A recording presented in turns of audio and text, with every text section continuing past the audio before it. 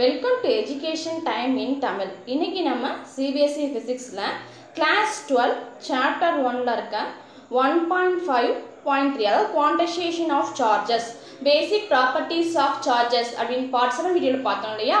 அதுல third ப்ராப்பர்ட்டியான Quantization of Charges அப்படிங்கறத பத்தி இந்த part 8 வீடியோல பார்க்க போறோம். இதுல புக்ல உங்களுக்கு கொடுத்திருக்க கண்டென்ட் வந்து பாத்தீங்க அப்படினா Quantization of Charge அப்படிங்கற டாபிக்ல இதுதான் கொடுத்திருக்காங்க. இதுல உள்ள மெயின் பாயிண்ட்ஸ் எல்லாத்தையும் பத்தி நம்ம இந்த வீடியோல டிஸ்கஸ் பண்ண போறோம். ஓகேவா? ஃபர்ஸ்ட் வந்து நம்ம என்ன பார்ப்போம் அப்படினு பாத்தீங்கன்னா அதுக்கு முன்னாடி பார்ட் 7 கொடுத்திருக்க வீடியோல ஒரு சின்ன ரீகேப் பார்ப்போம்.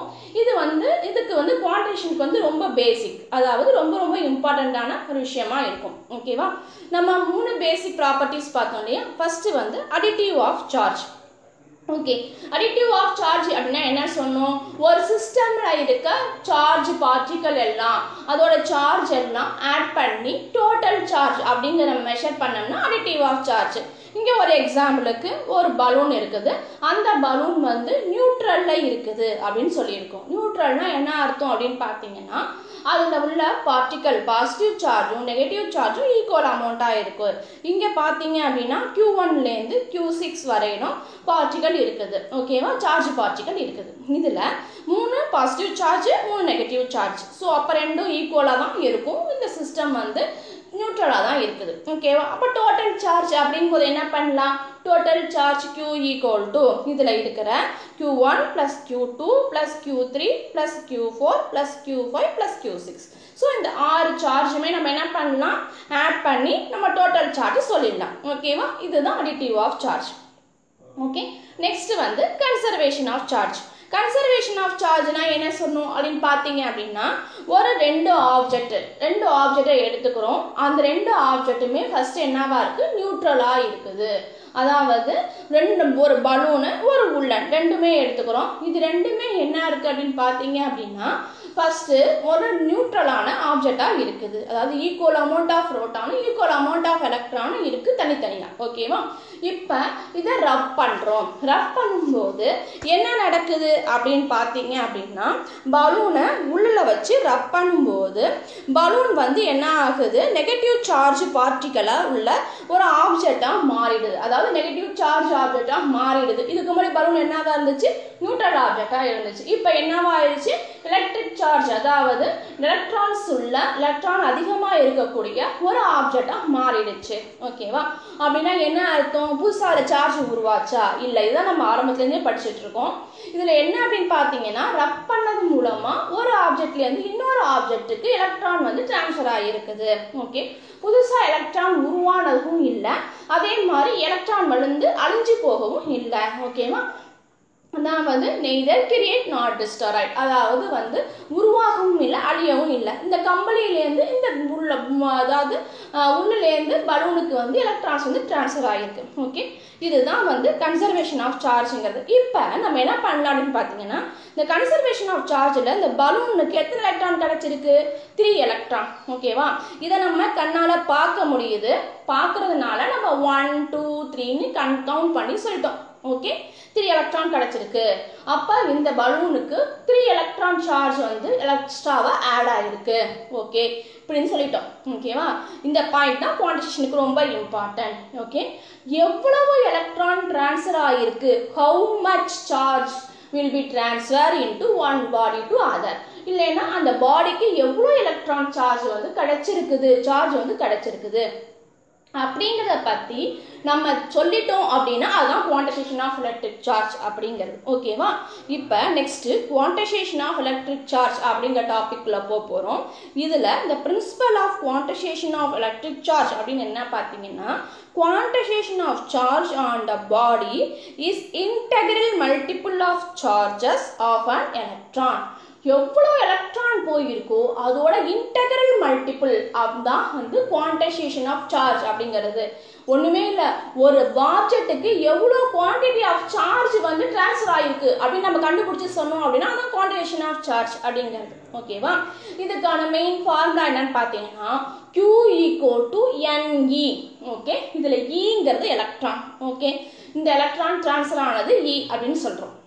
ஓகேவா இந்த எலக்ட்ரானோட சார்ஜ் என்னன்னு நம்ம ஆரம்பத்திலே படிச்சிருப்போம் 1.6 into 10 power minus 19 coulomb E equal to 1.6 into 10 power minus 19 coulomb படிச்சிருப்போம் இது ஒரு எலக்ட்ரானோட சார்ஜ் ஓகேவா இப்போ நம்ம பலூன்ல பார்த்தோம் இல்லையா கன்சர்வேஷன்ல 3 எலக்ட்ரான் ட்ரான்ஸ்ஃபர் ஆகிருக்குன்னா அப்போ நம்ம என்ன பண்ணலாம் 3 into 10 power 1.6 into 10 power minus 19 coulomb போட்டா நம்ம அந்த பலூனுக்கு எவ்வளவு சார்ஜ் இருக்குன்னு கண்டுபிடிச்சிடலாம் இல்லையா சோ இதுதான் வந்து குவான்டைசேஷன் ஆஃப் சார்ஜ் அப்படிங்கிறது ஒரு ஆப்ஜெக்ட்டுக்கு எவ்வளோ பார்ட்டிகல் போயிருக்கு எவ்வளோ சார்ஜ் பார்ட்டிகல் போயிருக்கு அந்த சார்ஜ் பார்ட்டிகளோட ஒரு சார்ஜ் பார்ட்டை மைனஸ் மல்டிபிள் பண்ணும்போது நமக்கு அதோட டோட்டல் சார்ஜ் வந்து நமக்கு கிடைச்சிடும் ஓகேவா இதுதான் குவான்டைசேஷன் ஆஃப் எலக்ட்ரிக் சார்ஜ் அப்படிங்கிறது இதில் n equal to plus or minus 1 plus or minus 2 plus or minus 3 இப்படி நம்ம வந்து எவ்வளோ எலக்ட்ரான் எவ்வளோ பார்ட்டிகல் ட்ரான்ஸ்ஃபர் ஆச்சோ அதை வச்சு நம்ம குடிச்சுக்கிட்டே போகலாம் அது என்ன plus or minus 1 அப்படின்னு பார்த்தீங்க அப்படின்னா ஒண்ணுமே இல்ல இப்போ ஒரு ஆப்ஜெக்ட்டுக்கு எலக்ட்ரான் பார்ட்டிகல் ட்ரான்ஸ்ஃபர் ஆனா நெகட்டிவ் சார்ஜ் ஓகேவா இதே புரோட்டான் ட்ரான்ஸ்ஃபர் ஆனா அந்த ஆப்ஜெக்ட் வந்து பாசிட்டிவ் சார்ஜ் ஆப்ஜெக்ட்டா மாறுச்சுன்னா அப்ப என்னவா இருக்கும் பிளஸ் சார்ஜ் இல்லையா சோ அதனால தான் plus or minus 1 electron transfer ஆனா -1 இதே புரோட்டான் ட்ரான்ஸ்ஃபர் ஆனா புரோட்டான் சார்ஜ் அங்க போச்சுன்னா +1 ஓகேவா இத வச்சு எவ்வளவு சார்ஜ் வந்து போயிருக்கு அது பாசிட்டிவ் புரோட்டான் போயிருக்கா எலக்ட்ரான் போயிருக்கா அப்படி நம்ம கண்டுபிடிச்சு சொல்லலாம் இதுதான் குவான்டைசேஷன் ஆஃப் சார்ஜ் ஓகேவா இப்போ நம்ம வந்து ஒரு ஆப்ஜெக்ட்ல இருந்து இன்னொரு ஆப்ஜெக்ட்டுக்கு டப்பிங் பண்றது மூலமா சார்ஜ் ட்ரான்ஸ்ஃபர் ஆகுது அது அதனால பாசிட்டிவ் சார்ஜ் பார்ட்டிகளோ நெகட்டிவ் சார்ஜ் பார்ட்டிகளாவோ மாறுது அப்படி மாறின பார்ட்டிகள் வந்து நம்மளால கவுண்ட் பண்ணி சொல்ல முடியும் அப்படின்னா அதோட மல்டிபிள் பண்ணி நம்ம சார்ஜை சொல்லிடலாம் ஓகேவா ஆனா ஒரு விஷயம் நல்லா நோட் பண்ணணும் எலக்ட்ரானும் புரோட்டானும் ரொம்ப ரொம்ப ரொம்ப சின்ன சின்ன பார்ட்டிகள் ஓகேவா நம்ம கண்ணால கவுண்ட் பண்ணி சொல்ல முடியாது இது எக்ஸாம்பிளுக்கு நம்ம மூணு நெகட்டிவ் பார்ட்டிகள் 3 பாசிட்டிவ் பார்ட்டிகள் அப்படின்னு சொல்லிட்டோம் ஆனா நம்மளால வெறும் கண்ணால பார்த்து இவ்வளவு சார்ஜ் பார்ட்டிகள் அதுக்குள்ள போயிருக்கு அப்படின்னு நம்மளால சொல்ல முடியாது அதுக்கு தான் என்ன பண்றாங்க அப்படின்னா ரெண்டு டைப்பா செப்பரேட் பண்றாங்க ஒன்னு மேக்ரோஸ்கோபிக் லெவல் இன்னொன்று மைக்ரோஸ்கோபிக் லெவல் ஓகேவா மேக்ரோஸ்கோபிக் லெவல்னா ஒன்றும் இல்லை அந்த பார்ட்டிகளை கண்ணால பார்த்து நம்ம வந்து பெரிய சார்ஜ் அளவா இருக்குது அப்படின்னு நம்மளால கண்டுபிடிக்க முடிஞ்சிச்சுன்னா நம்ம என்ன பண்ணலாம் அப்படின்னு பார்த்தீங்கன்னா அதோட நம்ம சார்ஜை வந்து மல்டிபிள் பண்ணி சொல்லிடலாம் ஓகேவா அதுக்கு வந்து குவான்டைசேஷன் தேவையில்லை ஓகே இதுதான் மேக்ரோஸ்கோபிக் லெவல்ங்கிறது discrete nature of the charge is lost and appear to be continuous அதாவது நம்மளால எவ்வளோ போயிருக்குன்னு நம்மளால கண்டுபிடிக்க முடியும் அப்படின்னா அதுக்கு வந்து நம்ம வந்து கண்ணாலே கண்டுபிடிச்சு சொல்லிடலாம் இதுக்கு quantisation can be ignore quantisation அப்படிங்கிற ஒன்று தேவையில்லை ஏன்னா ஜஸ்ட் நம்ம சார்ஜோட மல்டிபிள் பண்ணாலே நமக்கு கிடைச்சிடும் இல்லையா கியூவோட வேல்யூ பட் ஆனால் அப்படி கிடையாது புரோட்டான் எலக்ட்ரான் ரொம்ப ரொம்ப ரொம்ப சின்ன பார்ட்டிகள் ஆச்சு அதனால நம்ம வந்து என்ன பண்ண முடியாது கண்டுபிடிச்சி சொல்ல முடியாது ஸோ அப்போ எனக்கு என்ன பண்ணுறது மைக்ரோஸ்கோபிக் லெவல் அப்படின்னு ஒன்று சொல்கிறாங்க ஓகே இதுக்கு முன்னாடி நம்ம வந்து மைக்ரோஸ்கோபிக் லெவல் படிக்க முடியும் ஒன்று இமேஜின் பண்ணிக்கணும் நம்ம வீட்டில் கரண்ட் அதாவது சார்ஜ் வந்து வருது ஓகேவா அப்படின்னா என்ன அர்த்தம் flow of electron equal to கரண்ட்னு அர்த்தம் ஓகேவா அப்படி நம்மளுக்கு நம்ம என்ன பண்ணுறோம் அப்படின்னா கரண்ட் வந்து ஃப்ளோ ஆகி வரும்போது நம்ம என்ன பண்ணுறோம் இவ்வளோ எலக்ட்ரான் வந்து நம்ம வீட்டுக்கு வந்திருக்குது ஒரு 10 எலக்ட்ரான் வந்திருக்குது 20 எலக்ட்ரான் வந்திருக்கு அப்படி நம்ம சொல்ல முடியுமா அப்போ நம்ம வந்து அதோட சார்ஜோட அளவை நம்ம மெஷர் பண்ண முடியுமா அப்படின்லாம் பண்ண முடியாது ஸோ அதனால தான் நம்ம என்ன பண்ணுறோம் மைக்ரோஸ்கோபிக் லெவலில் சார்ஜ் ரீட்டைன் இஸ் டிஸ்கிரீட்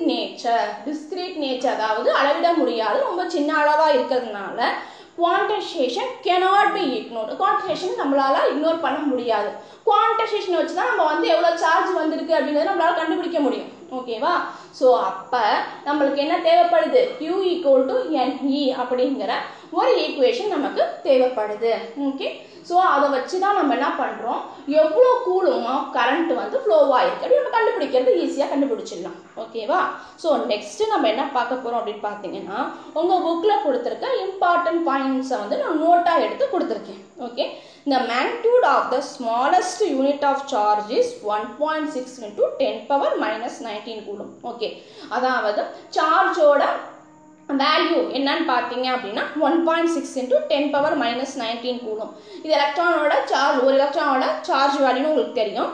ஓகேவா? அப்போ total charge in a body is plus NE or minus NE. ஒன்றுமே இல்லை, ப்ளஸ் NEனா என்ன, அது புரோட்டானோட சார்ஜ்.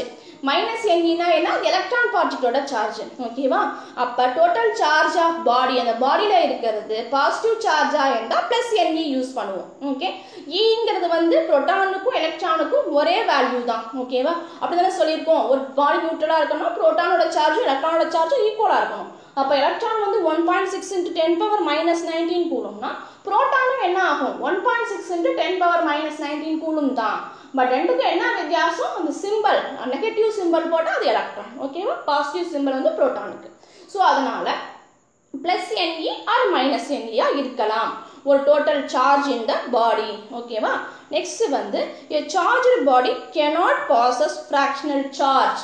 இது மெயின் பாயிண்ட், நல்லா நோட் பண்ணணும். the charged body cannot possess fractional charge. ஒரு பாடியோட சார்ஜை வந்து நம்ம ஃப்ராக்ஷனல் யூனிட்ல சொல்ல முடியாது. ஏன் அப்படின்னா ஒரு பாடியோட சார்ஜ்னா என்ன, அது புரோட்டான் நிறையா இருந்தால் அது பாசிட்டிவ் சார்ஜ், எலக்ட்ரான் நிறையா இருந்தால் அது நெகட்டிவ் சார்ஜ். ஓகேவா? இப்போ அந்த எலக்ட்ரானையும் புரோட்டானையும் நம்ம பாதியாக வெட்டி பிரிக்க முடியுமா? அதாவது பாதி எலக்ட்ரான் தான் அந்த பார்ட்டிகல் ஆப்ஜெக்ட்டுக்கு போயிருக்கு, மீதி எலக்ட்ரான் அந்த ஆப்ஜெக்ட்டுக்கு போகலை. அதனால 1.5 எலக்ட்ரான் தான் போயிருக்கு, 2.5 எலக்ட்ரான் தான் போயிருக்கு அப்படின்னு நம்மளால சொல்ல முடியுமா? சொல்ல முடியாது. ஸோ புரோட்டானையும் எலக்ட்ரானையும் நம்மளால பிரேக் பண்ண முடியாது. அதனால ஒரு முழு பார்ட்டிகல் தான் நமக்கு டிரான்ஸ்ஃபர் ஆகும். அதனால நம்ம ஃப்ராக்ஷன்ல வந்து ஒரு பாடியோட சார்ஜை வந்து சொல்ல முடியாது. மல்டிபிள்ஸ் ஆஃப் ரியல் நம்பர், அதாவது முழு நம்பர்ல மட்டும்தான் நம்மளால சொல்ல முடியும். ஓகேவா? ஸோ இதுதான் the charged body cannot possess fractional charge. நம்ம வந்து fractional chargeல சொல்ல முடியாது. Okay, next point, the total charge on the body is equal to the algebraic sum of the individual charge present in the body. ஒரு பாடியோட total charge அப்படிங்கிறது நம்ம வந்து அதில் உள்ள எல்லா பார்ட்டிகளோட சார்ஜையும் ஆட் பண்ணி நம்ம அல்ஜிபரிக்காக அடிஷன் பண்ணி சொல்லும்போது கிடைக்கிறது தான் அந்த பாடியோட டோட்டல் சார்ஜ் அப்படிங்கிறது. Okay, the body is electrically neutral if it has equal number of positive and negative charge. நமக்கு தெரியும் ஒரு பாடி வந்து எலக்ட்ரிக்கலாக நியூட்ரலாக இருக்குன்னா என்ன ஆகும், ஈக்குவல் அமௌண்ட் ஆஃப் பாசிட்டிவ் சார்ஜும் இருக்குது, ஈக்குவல் அமௌண்ட் ஆஃப் நெகட்டிவ் சார்ஜும் இருக்கணும். அப்படி இருந்தால் தான் அந்த பாடி வந்து எலக்ட்ரிக்கலி நியூட்ரல். ஓகேவா? The charge is quantized, which means that the charge exists in the form of discrete packets. உண்மையில் அந்த சார்ஜ் வந்து குவான்டைஸ் அப்படின்னா என்ன அர்த்தம்னா ஒரு சின்ன சின்ன சார்ஜ் உள்ள எலக்ட்ரான் எனர்ஜி பாக்கெட்டா, அதாவது ஒரு கொஞ்சம் கொஞ்சம் அமௌண்ட் உள்ள எனர்ஜி உள்ள பாக்கெட்டா நமக்கு வந்து என்ன ஆகுதுன்னா சார்ஜ் வந்து வெளியே வருதான். அதாவது Q = NE சொல்றோம் இல்லையா, அந்த NE அப்படிங்கிறது ஒரு ஆப்ஜெக்ட்லேருந்து ஒரு எலக்ட்ரான் வெளில வருதுன்னு வச்சுக்கோங்க, அப்போ 1E. ஓகே, இன்னொரு எலக்ட்ரான் வெளில வருதுன்னா அப்போ 2E. இப்படி எனர்ஜி பேக்கெட்ஸாக வந்து நமக்கு என்ன ஆகுது, வந்து சார்ஜ் வந்து ஒரு இடத்துலேருந்து இன்னொரு இடத்துக்கு டிரான்ஸ்ஃபர் ஆகுது அப்படின்னு சொல்கிறாங்க. ஓகேவா? இதுதான் குவான்டைசேஷன் சார்ஜ். குவான்டிட்டி ஆஃப் சார்ஜ்னா கன்க்ளூஷன் என்னன்னு பார்த்தீங்க அப்படின்னா எவ்வளோ அமௌண்ட் ஆஃப் சார்ஜ் வந்து ஒரு பாடியிலேருந்து இன்னொரு பாடிக்கு டிரான்ஸ்ஃபர் ஆகிருக்கு, அல்லது ஒரு பாடி எவ்வளோ அமௌண்ட் ஆஃப் சார்ஜை வந்து எடுத்திருக்குது. ஃபர்ஸ்ட் பாயிண்ட் அதை தான் நம்ம கண்டுபிடிக்கிறோம். அதுக்கு Q = NEங்கிறது முக்கியம். ஓகே, இந்த Nங்கிறது பாசிட்டிவாகவும் இருக்கலாம், நெகட்டிவாகவும் இருக்கலாம். பாசிட்டிவாக இருக்குன்னா அது புரோட்டான் சார்ஜ் எடுத்திருக்கு, அதாவது ப்ளஸ் சார்ஜ் எடுத்திருக்குன்னு அர்த்தம் அந்த பாடி. நெகட்டிவாக இருந்துச்சுன்னா மைனஸ் சார்ஜ் எடுத்திருக்கு அந்த பாடின்னு அர்த்தம். ஓகேவா? அப்போ Q = NE. ஓகே, இந்த E அப்படிங்கிறோட வேல்யூ என்னன்னு பார்த்தீங்க அப்படின்னா 1.6 into 10⁻⁻19 கூலும். அதோட நம்ம எவ்வளோ எலக்ட்ரான் போயிருக்கு எவ்வளோ புரோட்டான் போயிருக்குன்னு நம்ம மல்டிபிள் பண்ணோம்னா நமக்கு அந்த பாடிக்கு கிடைச்ச சார்ஜோட அளவு தெரிஞ்சிடும். ஓகே, இதில் இன்னொரு இம்பார்ட்டன்ட் பாயிண்ட் என்னன்னு பார்த்தீங்க அப்படின்னா சார்ஜ் வந்து நம்ம எப்போதுமே நம்ம ஃப்ராக்ஷனலில் சொல்ல முடியாது. ஏன்னா புரோட்டானும் எலக்ட்ரானும் பிரேக் பண்ண முடியாது. பாதி புரோட்டான் இல்லை ஹாஃப் புரோட்டான் இல்லை குவார்டர் அளவு புரோட்டான் தான் போயிருக்கு அப்படின்னு நம்மளால சொல்ல முடியாது. 3.4 3.6 எலக்ட்ரான் போயிருக்கு, 2.5 எலக்ட்ரான் போயிருக்கு நம்மளால ஃப்ராக்ஷனில் சொல்ல முடியாது. அப்போ சார்ஜுங்கிறது ஹோல் நம்பர் ஆஃப் யூனிட்டாக மட்டும்தான் இருக்கும் அப்படின்னு சொல்லியிருக்காங்க. இப்போ சார்ஜ் ஒரு இதுலேருந்து இன்னொரு இதுக்கு போகிறது அப்படிங்கிறது ஒரு பேக்கெட்ஸ் மாதிரி, எனர்ஜி பேக்கெட் மாதிரி. அதாவது NE அப்படிங்கிறது ஒரு லெவலில் உள்ள எனர்ஜி பேக்கெட் மாதிரி நமக்கு போகுது இதுலேருந்து இன்னொரு ஆப்ஜெக்ட்டுக்கு. அவ்வளோதான். இதுதான் வந்து குவான்டைசேஷன் ஆஃப் சார்ஜ் அப்படிங்கிறது இந்த பார்ட்டில் சொல்லியிருக்கிறது. Okay, thank you.